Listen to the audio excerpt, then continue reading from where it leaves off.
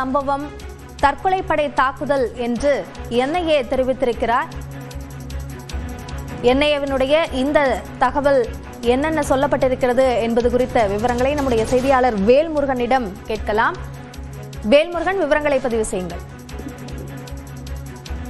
கடந்த 10ஆம் தேதி நாட்டையே உலுக்கிய மிகப்பெரிய ஒரு குண்டுவெடிப்பு சம்பவமாக இருக்கக்கூடிய அந்த கார் குண்டு வெடிப்பு சம்பவம் என்பது தற்போது என்ஐஏ விசாரணைகள் நீடித்து வருகிறது. இதுல பல உண்மைகள் தற்போது என்ஐஏ சார்பில் விசாரணைகளை தெரிய வந்திருப்பதாக தெரிவிக்கப்பட்டிருக்கிறது. அதன் அடிப்படையில இது ஒரு தற்கொலைப்படை தாக்குதல் என்ற தற்போது பல ஆதாரங்கள் அடிப்படையில என்ஐஏ அதற்கான அறிக்கையை சமர்ப்பித்திருக்கிறார்கள். குறிப்பாக இந்த தற்கொலை படை தாக்குதலில் பயன்படுத்திருக்கக்கூடிய அந்த கார் குறிப்பாக காஷ்மீரை சேர்ந்த ஆமீர் ரஷீத் அலி என்பவருடைய சொந்தமான கார் என்பதை கண்டறிந்து குறிப்பாக அவரை தற்போது டெல்லி போலீசாரும் என்ஐஏயும் விசாரித்து வருகிறார்கள். குறிப்பாக என்ஐஏ இந்த விசாரணையில பல உண்மைகளை தற்போது கண்டறியக்கூடிய வகையில தொடர்ந்து பல கட்ட தகவல்களை தற்போது பெற்றிருக்கிறார்கள். குறிப்பாக இந்த சம்பவத்தில் கிட்டத்தட்ட 13க்கும் மேற்பட்டோர் உயிரிழந்த நிலையில 32க்கும் மேற்பட்டோர் காயமடைந்து தீவிர சிகிச்சை பெற்று வருகிறார்கள். இந்த நிலையில ஜம்மு காஷ்மீருடைய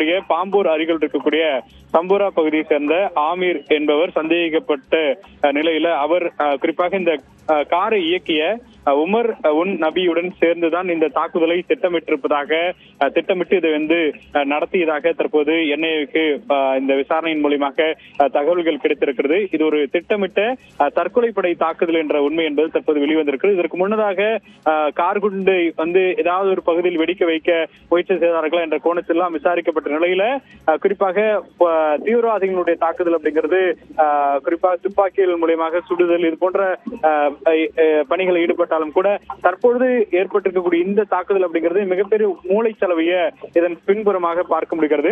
எனவே தற்போது ஏற்பட்டிருக்கக்கூடிய இந்த குண்டுவெடிப்பு அப்படிங்கிறது தற்கொலைப்படை தாக்குதல் அப்படிங்கிற உண்மையை என்ஐஏ விசாரித்து அதை வெளிக்கொண்டு வந்திருக்கிறது. இன்னும் பல விஷயங்கள் இதில் கிடைத்திருப்பதாகவும் அதற்கான அதிகாரப்பூர்வ தகவல் விரைவில் வெளியாகும் என்று தெரிவிக்கப்பட்டிருக்கிறது.